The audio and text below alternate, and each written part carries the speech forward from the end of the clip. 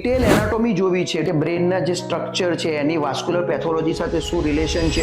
ઘણી વખતે એવું થતું હોય છે કે પેશન્ટ એના વિન્ડો પીરિયડમાં હોસ્પિટલ પર પહોંચી જતો હોય પણ એ હોસ્પિટલમાં એવી ફેસિલિટી અવેલેબલ નથી હોતી. ન્યુરોની વાત એવી આવે છે કે બ્રેન બહુ સેન્સિટિવ વસ્તુ છે. ક્લીનલી પણ પેશન્ટ્સને દર્દીને સમજાય એવી ભાષામાં કહીએ તો એની અંદર ઘણા બધા હોમન્ક્યુલર કલ્ચર્સ બધું આવેલું હોય છે. તો આવા ટાઈપની અંદર એના માટે સ્પેશિયલ પ્રકારના માઇક્રોસ્કોપ, ઇન્સ્ટ્રુમેન્ટ, ટેકનિક, સ્કિલ્સ આ બધું યુઝફુલ હોય છે. એવી કઈ રીતે ખ્યાલ આવી શકે કે જે પર્ટિક્યુલરલી અમુક જ હોસ્પિટલ્સમાં હોય તો આવા સમયની અંદર પહેલા એવા હોસ્પિટલ્સમાં જવું જોઈએ. મારી તો જનરલ પબ્લિકને દરખાસ્ત છે, તમે જેવા એરિયામાં રહો છો, જ્યાં રેસિડન્સ કરો છો, ધ્યાન રાખવું જોઈએ અને સર્ચ કરી રાખવું જોઈએ કે ભવિષ્યમાં બ્રેન સ્ટ્રોક થાય છે, નજીકમાં કઈ સારી હોસ્પિટલ અવેલેબલ છે કે જ્યાં બધી જ ટ્રીટમેન્ટની ફેસિલિટી અવેલેબલ છે. ફૂલ ટાઈમ ન્યુરોસર્જનની ફેસિલિટી, ફૂલ ટાઈમ ન્યુરોફિઝિશિયનની ફેસિલિટી, કેથ લેબની ફેસિલિટી. તમે ક્વેશ્ચન પૂછ્યો કે આ ઇન્સ્ટ્રુમેન્ટ અવેલેબલ હોય છે. મોસ્ટ ઇમ્પોર્ટન્ટ ઇન્સ્ટ્રુમેન્ટ છે ન્યુરો માઇક્રોસ્કોપ, જે ગુજરાતીમાં દૂરબીન વાપરીએ છીએ. ન્યુરો માઇક્રોસ્કોપમાં બ્રેન ટ્યુમર, જેમાં આપણે ડિટેલ એનાટોમી જોવી છે કે બ્રેનના જે સ્ટ્રક્ચર છે એની વાસ્ક્યુલર પેથોલોજી સાથે શું રિલેશન છે,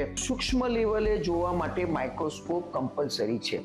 એટલે આપણે કોઈ પણ ઇમરજન્સી સર્જાય તો એમાં ન્યુરો માઇક્રોસ્કોપની ફેસિલિટી અવેલેબલ હોય તેવી જ હોસ્પિટલ જવું જોઈએ. તો એ ગાંધીનગરમાં એસએમવી સ્વામિનારાયણ હોસ્પિટલ છે, એમાં high and advance microscope available છે.